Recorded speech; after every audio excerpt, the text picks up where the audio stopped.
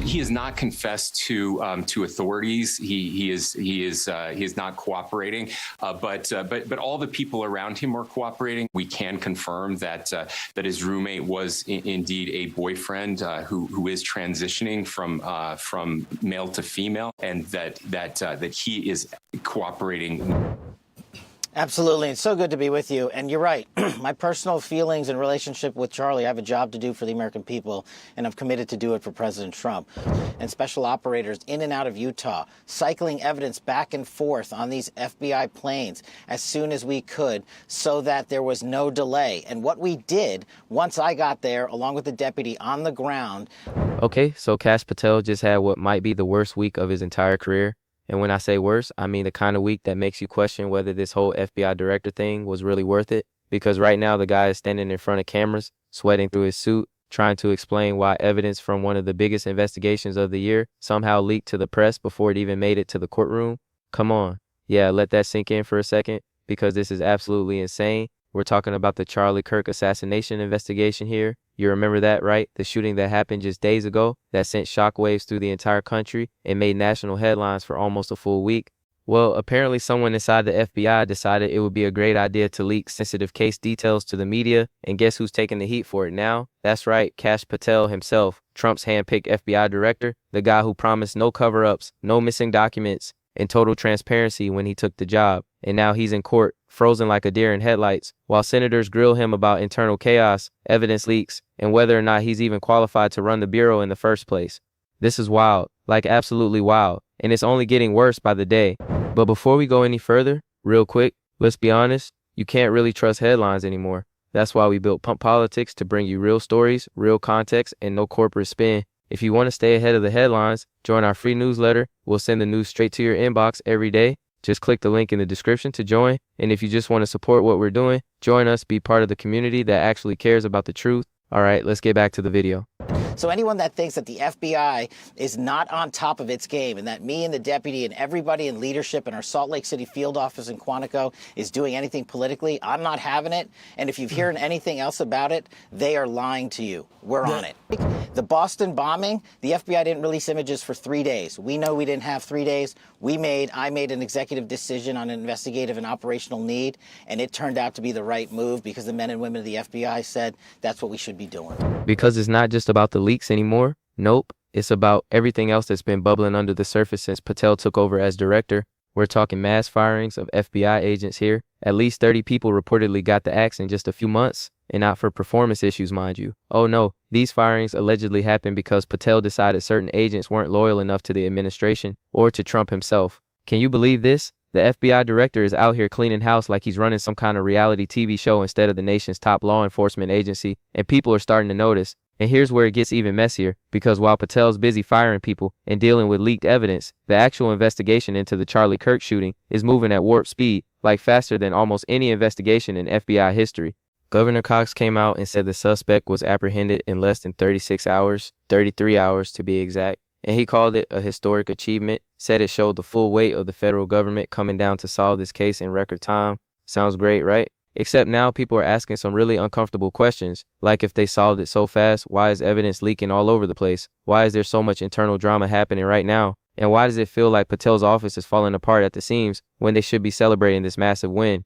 Look, I get it. The FBI isn't supposed to be perfect. It's a massive organization with thousands of employees and countless moving parts spread across the entire country. But this isn't just a little hiccup or a minor stumble. This is a full-blown crisis that's playing out in public view. And the timing couldn't be worse for Trump's administration, because every single day that Kash Patel spends in court answering questions about mismanagement and political retaliation is another day the media gets to run headlines about chaos in the White House. Another day Democrats get to point and say, see, this is what happens when you appoint loyalists instead of professionals. This is what happens when you prioritize politics over competence.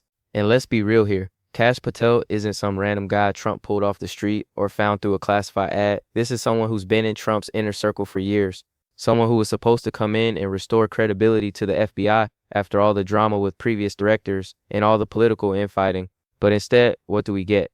Mass firings, evidence leaks, Senate hearings, court confrontations. It's like watching a train wreck in slow motion. And honestly, you can't look away, because every day brings some new disaster or some new revelation that makes things even worse. So here we are, Kash Patel frozen in court, evidence leaking, agents getting fired, and the entire country watching to see if the FBI director can actually hold it together or if this whole thing is about to blow up in the most spectacular way possible. Are you kidding me? This is the kind of story that writes itself, and we're just getting started here because, trust me, what we've seen so far is just the tip of the iceberg. The real story, the stuff that's happening behind closed doors, is probably 10 times worse than what's making it into the headlines right now. All right, let's dig into what's actually happening here, because on the surface, this looks like a simple story about an FBI director screwing up and making some bad decisions. But when you peel back the layers, oh man, it gets so much more complicated. And honestly, most people have no idea what's really going on behind the scenes. So let me walk you through this step by step because it's important to understand the full picture here. First, let's talk about the Charlie Kirk shooting itself, because that's where this whole mess started in the first place. This happened less than a week ago. Charlie Kirk, for those who don't know, is a major conservative commentator with a huge following, very vocal Trump supporter, runs Turning Point USA, and someone tried to assassinate him in what can only be described as a politically motivated attack. That's not hyperbole, that's not exaggeration, that's literally what happened according to federal investigators. The guy was targeted in broad daylight, and within 33 hours, the FBI had a suspect in custody, which Governor Cox praised as a historic achievement, calling it one of the fastest major case resolutions in modern FBI history. And yeah, that is impressive. No question about it. The speed of the arrest was remarkable and showed what the Bureau can do when it's firing on all cylinders. But here's where things start to get weird, and I mean really weird in a way that doesn't make any sense. Because almost immediately after the arrest, details from the investigation started leaking to the press like water through a broken dam. Internal documents, evidence, photos, witness statements, interrogation notes, stuff that should have been locked down tight in secure FBI databases and evidence rooms. And it wasn't just one leak from one source, it was multiple leaks from multiple sources over the course of several days, which tells you there's either a serious security problem inside the FBI that nobody's addressing, or someone is deliberately trying to undermine Kash Patel and sabotage his leadership. Maybe both things are happening at the same time, and honestly, I'm leaning toward both at this point because the situation is just too chaotic to be accidental. Now, Patel's response to all this has been, let's call it defensive. He went in front of the Senate Judiciary Committee and basically said, look, I'm doing my job to the best of my ability. If people got fired, it's because I had good reasons based on evidence I reviewed. If evidence leaked, we're investigating it and we'll find the source. But here's the thing, when you're the FBI director, you don't get to just say, trust me, and expect people to move on, especially not when you've already fired 30 agents in your first few months on the job and the leaks keep happening. People want answers. They want transparency. They want to know what's really going on inside the Bureau. And right now, Patel's giving them neither answers nor transparency. Let's talk about those firings for a second, because this is where the story really starts to stink, and I mean really reek of political corruption.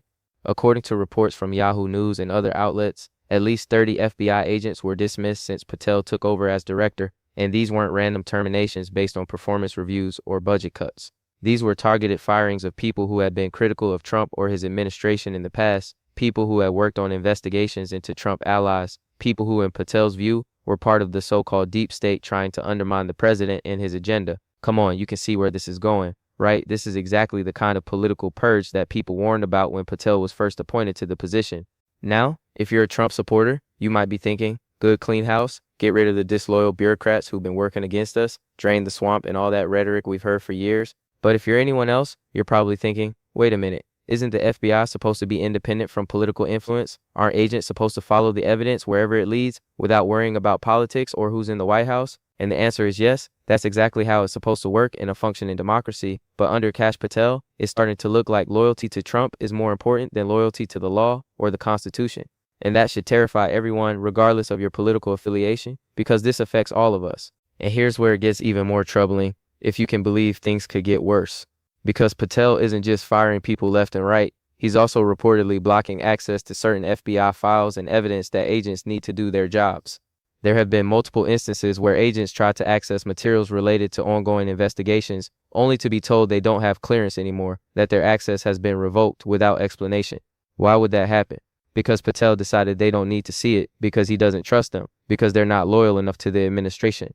Which is insane when you think about it. Like, come on, you can't run a federal law enforcement agency by controlling who gets to see what based on whether or not they're Team Trump or whether they've said nice things about the president. That's not how any of this is supposed to work in a professional organization. But it gets worse, because now we're hearing reports of internal feuds within the FBI that are tearing the organization apart from the inside. Senior agents who've been with the Bureau for decades, who've served under multiple presidents from both parties, are clashing with Patel's hand-picked loyalists who were brought in specifically because of their political connections. There's infighting over access to evidence, disagreements about case priorities, arguments about which investigations should be pursued and which should be dropped, and a growing sense among career agents that the FBI is being weaponized for political purposes rather than serving justice. Which brings us back to the court confrontation that's been dominating the news cycle this week, because all of this drama came to a head when Patel was forced to testify in front of the Senate Judiciary Committee, and let me tell you, it did not go well for him at all. Senators from both parties grilled him on the evidence leaks, the mass firings, his management style, and his overall competence to lead the FBI, and Patel's answers, they were evasive at best, dishonest at worst. He kept saying things like, "I take full responsibility for everything that happens under my watch," but then refusing to actually explain what went wrong or how he plans to fix the problems. It was classic political spin, the kind of non-answer answers that politicians give when they're trying to run out the clock and avoid accountability. And the senators weren't having it. They pushed back hard. They demanded specifics. They called him out on his contradictions and his refusal to provide real information. One senator flat out asked him, "Director Patel, do you believe the FBI should operate independently of political influence, or do you think it should serve the interests of whoever's currently in the White House?" And Patel's response was something like, "Of course the FBI should be independent, but I also believe the FBI needs leadership that's willing to make tough decisions and isn't afraid to shake things up." Which, yeah, sounds good in theory. Sounds like strong leadership when you say it out loud.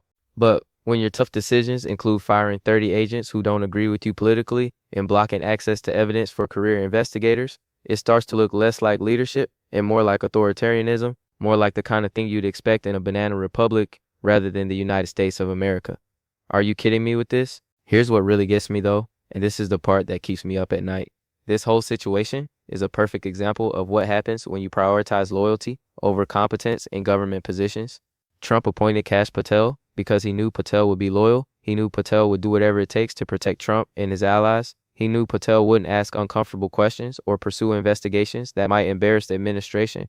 But what Trump didn't account for, or maybe he just didn't care, is that running the FBI requires more than just loyalty and political connections. It requires skill, judgment, experience, and the ability to navigate incredibly complex political and legal landscapes without compromising the Bureau's integrity. And based on what we're seeing right now, Patel doesn't have those skills. Or if he does, he's choosing not to use them because loyalty trumps everything else. All right, let's break this down so we can really understand what's at stake here. Because this story isn't just about one guy having a bad week or making a few mistakes. It's about the future of federal law enforcement, the integrity of our justice system, and whether political appointees should be allowed to run agencies like the FBI without proper oversight or accountability. So buckle up, this is going to get intense, and we need to talk about some hard truths that a lot of people don't want to hear right now.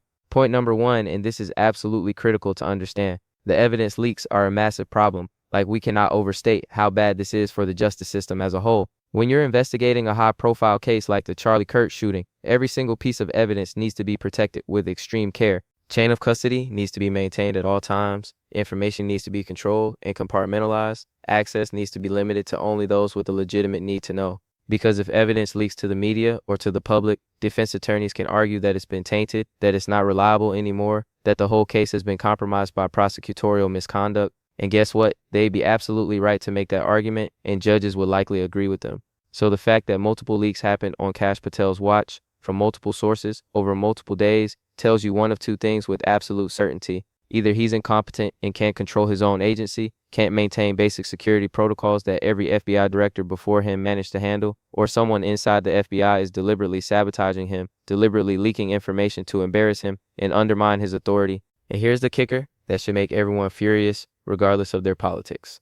If this case falls apart because of the leaks, if the evidence gets thrown out in court, the suspect could walk free. Think about that for a second, really let it sink in. Someone tried to assassinate Charlie Kirk in a politically motivated attack. The FBI caught the guy in record time, 33 hours, historic achievement by any measure, and now there's a real possibility that he could go free, that he could walk out of that courtroom without facing justice because Kash Patel couldn't keep his house in order. Can you believe this? That's not just embarrassing for Patel or for Trump, that's dangerous for the entire country because it sends a message that you can commit a politically motivated attack, you can try to kill someone for their political views and get away with it as long as the investigation gets bungled badly enough. That's the kind of precedent that encourages more violence, more attacks, more chaos in our political system. Yeah, it's terrifying when you really think about the implications here. Point number two, and this one's just as important. The mass firings are creating a culture of fear inside the FBI that's destroying the organization from within. And I'm not exaggerating here. I'm not being dramatic for effect. When you fire 30 agents in just a few months, especially when those agents were known for being critical of the administration or for working on politically sensitive investigations, you're sending a very clear message to everyone who's still employed. Fall in line or you're gone. Keep your mouth shut or you're next. Don't ask uncomfortable questions or challenge authority, or you'll be looking for a new job. That's not how a professional law enforcement agency should operate in a democratic society. That's not how you build an organization that people trust to do the right thing.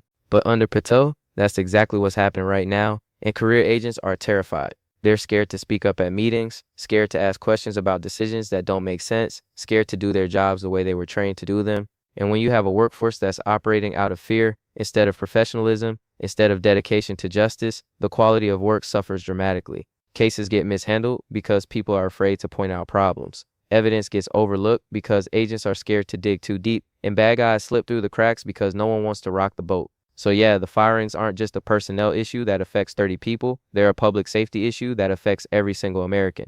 They're putting American lives at risk by creating an FBI that's more concerned with political loyalty than with catching criminals and preventing terrorist attacks.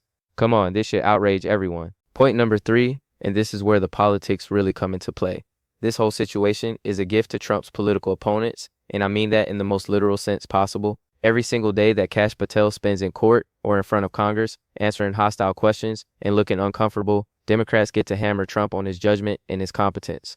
They get to say to voters, look at who he appointed to run the FBI, look at the chaos and corruption, look at the evidence leaks and the political purges. And voters are listening. They're paying attention to this story even if they're not following every detail. Because even if you're a Trump supporter, even if you love Trump and think he's doing great things, it's hard to defend this level of dysfunction at the FBI. Are you kidding me? It's hard to look at this mess and say, yeah, this is fine. This is how things should work. And here's the thing that should worry Trump and his allies. His second term was supposed to be different from his first. It was supposed to show that he learned from his mistakes and could govern more effectively. He was supposed to come in with experience, with a team that knew what they were doing, with a clear vision for how to govern and achieve his policy goals. But instead, we're getting reruns of his first term, the same old greatest hits of chaos and drama, controversial appointments that blow up in spectacular fashion, internal chaos that leaks to the press on a daily basis, constant drama that dominates the news cycle and distracts from any actual policy achievements. And it's starting to wear thin, even among his base, even among people who've supported him through everything,